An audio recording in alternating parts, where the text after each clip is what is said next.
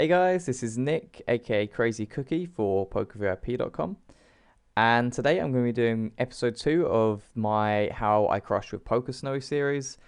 Today we're going to be looking at how we can find our own leaks using PokerSnowie. In the first episode, I kind of briefly went through what PokerSnowie is, some of the updates they've added recently, and we quickly touched on some of the key areas that we're going to be looking at in this series.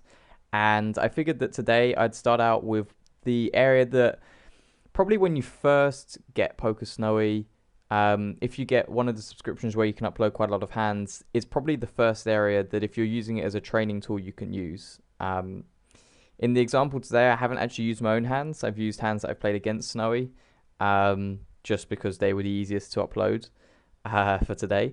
But when you buy Snowie, you can upload, I think it's up to 100,000 hands a month with the Pro subscription, but it's still a substantial amount with the other subscriptions as well.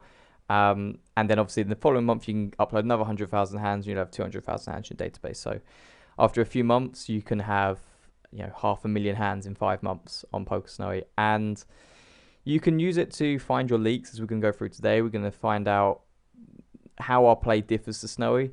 I'm always cautious with this topic to say that you can find out how you could improve by playing like Snowie, because obviously Snowie is playing against Snowie, whereas we're playing against real people who will have a variety of different skill levels, some of which playing like Snowie would be really good, a lot of which it wouldn't be very good because they're going to be bluffing way too much or they're going to be calling down way too light. So some of the statistics on here you have to take with a grain of salt and say, well, this may well be the best play against Snowie, and if you don't really know what your opponent's like, it's going to be pretty good. But against a particular player, it's going to be probably better to do what maybe we did in real play. But it's still a really helpful tool to find some of our bigger leaks. And I think that even against fish, if you can change the blunder threshold, as you'll see in a moment, and if it's high enough, you're gonna find blunders or mistakes that are a big enough EV mistake that they're likely a mistake even against fish. So we're gonna jump into it now. I will get PokerSnowie up, and here it is. And what I've done is I've imported 1,181 hands. I believe these are hands I played against Snowie. In fact, I'm very sure they are. And we have this dashboard up. I'll quickly go through how you import the hand, I suppose. That'd be easier. You upload the hands, you import the hands rather. You can see I did them all here. And then you select them all, and then we can view analysis. It will take a different amount of time depending on how many hands you have, obviously. If you have a lot of hands, it might take a moment or two. And then you're given this screen, which is going to be where we're going to focus today's video on. This first screen tells us our error rate. The rankings, if I can remember them, they come up perfect. So the rankings are 0 to 4 is extraterrestrial. I believe looking through forums and some people who use Snowie a lot, that there's very few people who are in this extraterrestrial kind of level when they upload all their hands. I mean, there's a few that sort of get in the 4s and the 3s, and they're using it religiously at 1, 2 and above, I think. They even admit that, to be honest, they probably could be playing better if in some areas, not in all areas. They said that they could be improving in other areas where Snowie suggestions suited one thing, whereas they think the in-game might be better. So there's still work to be done, and the developers at PokerSnowie will openly admit that it's a continuing development, but it's one of the best tools out there on the market right now, so it's definitely something to use. This next level, 4 to 8, is world class. This is kind of the level that if you're in this, you're probably not making massive blunders. And the ones you are, we're going to look at them today. But the ones you are, if you're in this sort of 4 to 8 region, then to be honest, you're probably doing okay. So when you get into this sort of level here, the expert and above, where unless you're playing in really fishy games, with this rating here that I've actually achieved in this smallish sample, very small sample actually, of 10, let's call it, we're probably making enough blunders that we're giving away quite a bit of EV, which I'll go into just a second. You then have the advanced, intermediate, and beginner. And I kind of find this funny. The intermediate is 16 to 20 error rate, and it's one of the worst on here. Obviously, you can be scoring way above 20 with the error rate, but I would advise you, if you are using this as sort of like a scale to look at, you probably want to be between 4 and 10. So we're in this sample, we're on the right on the edge, and sort of like what would be good, if you like. 0 to 4 is achievable, but like I said earlier, there will be times when we want to make certain plays against fish, which Snowy would completely disagree with, but would be completely wrong in that instance. So that's kind of like the snapshot. This is quite a nice little tool if you want to just upload a bunch of hands and see where you are. If you want to improve and play more and more like Snowy, this may be a great tool to just use and sort of like track your performance. Like, this week's hands I was 9.99, and next week you might be at 7, and you can see the improvement. This bit down here, the blunders, I'm going to go through in a second how we're going to change this, but you can change actually I'll do that now. So you can change the blunder rate. If you go into options up here, you can choose which avatar you're going to be, your currency, but importantly, you can also choose your blunder threshold. So you can begin to say, right, if I'm making a mistake which is greater than a 0.25 error, I believe would be EV, then I want it to be flagged up as a blunder to look at. Or you could say, actually, I only want to look at the really big blunders, which are, I think at 4 probably would be quite big. So if we were to apply 4, you're going to see that we now only have 6 blunders, which were massive. But we can see down here, it gives us an indication of how much EV we gave up in our blunders. That in these 6 blunders, we gave up 48.5. And what I had it at set before, which was 0.5, that only goes up to 75. So, not a huge increase considering there were 23 additional blunders. So you can really begin to, depending on how much time you have, you might say, I want to see my biggest blunders today. I'm going to leave it at 29 so we have a little bit more variety. This also acts as sort of like just a record. So we were $88 in profit in this 1,000 hands. And you'll see a little bit more of that in the profit and loss section in a second. You have more error details, which is going to be over here. Browse your blunders, which is not going to be over there actually. In fact, error details, I think this will take you to the hands. We'll click on that in a second. Profit and loss is up here. And we can then browse these hands, which I'm assuming it means these hands up here, by move. So that'll be in order by the errors. So it will flip you through just to your errors, to your blunders, or to your showdowns. Pretty self-explanatory, but I thought I'd mention it anyway. Quickly go to the profit and loss tab. This really is just kind of a tab to keep your to sort of give you an idea of what you've been doing. So in this 1,000 hands, we made $88, most of which were non-showdown. You've got your error tab. If you do have any problems with these when you're on it, by the way, you can always click on this handy little question mark and it will give you a little more information. I'm going to hopefully act as that question mark today. But this is quite an interesting page. You've got the error details and you've got your blunders, and you can begin to see from here where most of our blunders are coming in and where we're losing the most EV.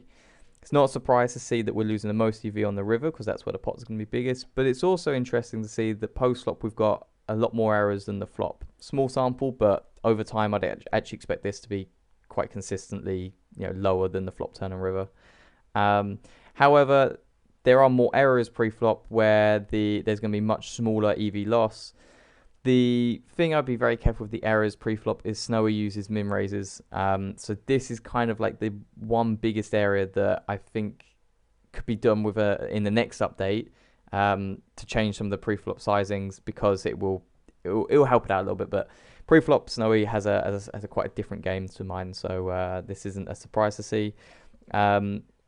Post-flop we can see that we aren't actually having many errors compared to our blunders. So our blunders are making up quite a large percentage of our errors, which we can look into, other than pre-flop, of course.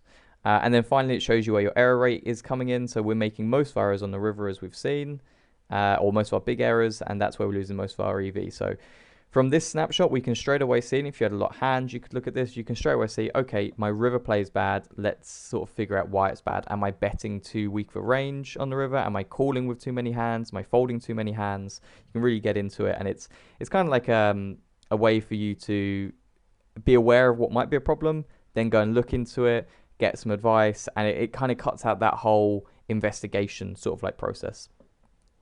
We have a nice little pie chart down here, which shows us, it just shows us what's up here, really, that we make most of our errors on the river. We then have the balance tab, and this is pretty much showing you, let's get it up here, actually, to get the official, is it actually going to pop out, or is it going to make it into a big screen somewhere? We'll find out. But this is pretty much looking at how you play, like post-flop, how you play your weak, medium, strong hands. Are you betting them more than Snowy would be betting them? Are you checking them more than Snowy would be checking them? We have the tab over here. Let's just bring it open so we can all read it. The balance. Where is this?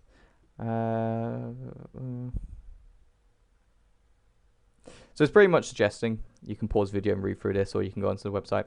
Pretty much says here that it looks at your betting frequency, and it says, well, okay, pre-flop, we are not raising enough, or not betting with as many hands as Snowy would.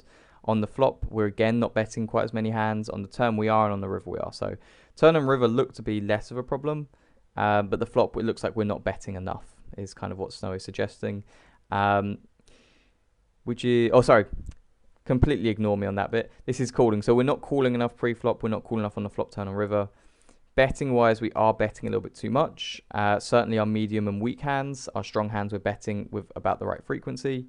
On the turn, we look to be okay. And on the river, the sample size is going to be a little bit of a problem here. We can also, over here, as you may have seen, we can change the balance threshold. So we can say, okay, we only want to see when we're making really big mistakes, or we want to be shown the areas that we're making big mistakes in. So medium hands on the flop, we're betting way too many, and on the river, we're not betting them and betting enough strong hands.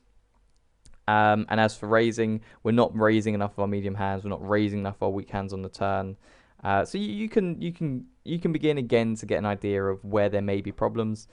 Snowy here will probably be suggesting that we're probably calling without, we're not calling enough hands pre-flop. We're probably folding in spots he would call, or maybe free betting spots we call, though we're not raising actually as much. So Snowy might be suggesting that we need to play a few more hands. And post-flop, we can see that we're betting too much on the flop, and it might be a little bit less on the turn and the river. So this is an interesting tab. It's one that, again, you can use to sort of like investigate where there may be problems. We then have our playing stats, which we can see, on our database, Hold Manager or Poker Tracker, or whichever database you're using, or tracking software you're using rather. We can see that we were playing 21-17. It's fine. Snowy was playing 20. Snowy would suggest to play 25-18. So we can see that Snowy is suggesting to raise a few more hands and to call quite a few more hands. This goes back to Snowy raising 2x pre-flop, and the way I use Snowy to practice, which we will go into in the next or the last episode, one of those two, is that I play as if he's raised it to 3, just because we're going to face that more when we're playing. So instead of min raising, raise it to 3x unless it's on the bottom or the cutoff. So that may be why. But it will be interesting to see if we upload our own hands. We can begin to get a better idea on this. We can see that our aggression factor is way higher than PokerSnowie's on pre-flop and on the flop. It's a little bit lower on the turn and the river. Overall, it's a little bit higher. So it may be, again, that we're looking at the river and saying we're not betting enough on the river with our strong hands. And then folding, facing a bet, we're folding more than Snowy on all streets. So we may be folding too much, is what it's suggesting. few more stats which you can go into. But pretty much the idea of this, I get this up. This is just showing what our opponents did, which was PokerSnowie in this example. But pretty much this whole section here is to give you an opportunity to see where there might be problems with the area details and the balance and the playing stats potentially as well. You can see where there are potential problems, and then you can speak to a coach, you can speak to friends, or you can just go through Hold Manager, Poker Tracker, whatever it is yourself, and find if the areas that are flagging up as problems on PokerSnowie are actually problems in your game, or what you might be able to improve on. We'll now have a look at our blunders. So we have 29 here. I'm going to reduce this down a little bit. Let's reduce it to 1. Say reduce. Obviously, we're increasing the blunder threshold. So we need to now give up more EV in a hand for it to be classed as a blunder. We have 18 and we gave up $67. So let's see what Snowie would suggest to do in those situations. And this is a really cool feature. Thank you. I don't need this. Goodbye. So this is a cool feature of Snowie where it will actually let you find your blunders and show you where they are. So we can see here in the river, we had King Jack. It looks like, if we go back to the start of the hands, I didn't mean to do that though. What have we got here? That's the wrong scroller. Back to this hand, please. It looks like that we check called on the flop. Oh no, so we called pre-flop. We bet the flop versus Snowie's check. Snowie check called. We have 2 overcards and a flush draw. The turn we pick up a gut shot and still have our flush draw. Obviously we have 2 overs on the flop as well. And then on the river we decide to bet big. We opt to bet pot, looks like. Do we bet pot? No, that's not the right button. Looks like we bet pot here. We bet 28 into a pot of 28, and PokerSnowie calls. PokerSnowie that we should be checking here, and the betting is not particularly good. If we do want to bet, it's suggesting that we bet 2x, but even that isn't great. This will come down to the sites you're playing, the stakes you're playing. It may well be that triple barrel bluffing here on this run out is pretty good. Against Snowie's range, he's saying this isn't a good triple barrel spot. Snowie's potentially calling down more because more draws missed. I would say personally that this blunder, if I was playing on the majority of sites, majority of stakes even, it's probably not too bad. I don't think we can check and win too much on the river. We may well have a better flush draw sometimes, so our EV of checking is not going to be awful, I suppose. It's going to be better than 0. But I would imagine that putting in a bet might be slightly better than just checking back, because we can get 10x pocket pairs to fold. Maybe 7, 8 of diamonds will fold. So I think here this may actually be better to bet the river, maybe not pot. Polarizes our range slightly. But against Snowie, this is a blunder and we should be checking it. Okay, we don't want this, thank you. So we have pocket jacks here, and we called, and Snowie is suggesting to fold. So what has happened here? So we've had a limp. What's gone on here? We haven't had a limp, I'm pretty sure. Oh, we have. Okay, so Snowie 3, which is this player down here, has opened to 2. Snowie 4 folds. Snowie 5 calls 2. We then call as well. It's interesting to see that he thinks that. So Snowie is suggesting that we should be calling this and raising it some of the time. We then have the big blinds. I think this is might be the big blind then squeezes to 12. We have 1 caller. And then Snowie is suggesting that we should be folding this, and that calling is actually quite a negative EV. I think, again, in games, this would be absolutely fine to call. We've got 100 big blind stacks, so we can, even at worst, set mine, especially multi-way, and we've got position. So I think this is fine. Snowie, using Snowie's range, is suggesting that this is going to be a negative EV call. Again, this comes down to a bit of how the players who you're playing against. If the big blind is a huge fish, then this is a very easy call. If the big blind is Phil Ivey, it's going to be less likely to be a great call. It's probably still a call. I would still call this, and I don't see how it can be as big of a mistake as Snowy is suggesting. Obviously, Snowy's range is going to be slightly different here to most people's. So this is what I was talking about earlier, like taking Snowy's advice with a grain of salt. Sometimes it can be, it's not bad advice. I don't think it can be classed as bad advice, but there will be spots where a blunder comes up, and I don't think it is a blunder. It just is highlighted as a blunder because against Snowy's range, it's doing too poorly to call, or to raise, or to bet, or to do whatever. Okay, so King Jack here. We've actually see here that it's flagged up as a mistake to 4-bet this. Snowy suggesting to fold. The sizing that we chose was about just between 2/3 and 3/4 pot as a 4-bet bluff, which Snowy is not flagging up as a huge blunder. The raise is a negative EV play, but it's not a massive blunder. But the C-bet on the flop, compared to checking, is quite a significant blunder. So this may actually be a situation where if we're doing this too much in game, it may well be a problem that we're 4-betting too wide of a range, and then we're C-betting that range too much on the flop. So this is straight away an area that, in a vacuum, who knows if this is a good play or not. But if we weren't playing Snowy, rather, in a vacuum, if we were playing against a regular, this may or may not be fine to do. But it may be that we look at our 4-betting range out of position, see that it has too many bluffs, and we're C-betting it too much, which may well be a blunder, and that's an area that we can then improve on. Let's look at one more. We have Ace Queen here. We 3-bet, which Snowy agrees with. Snowy 3-bets and we call, which Snowy agrees with, says we should be calling every time. Snowy then checks, and we bet versus a check, and Snowy is suggesting that checking is better.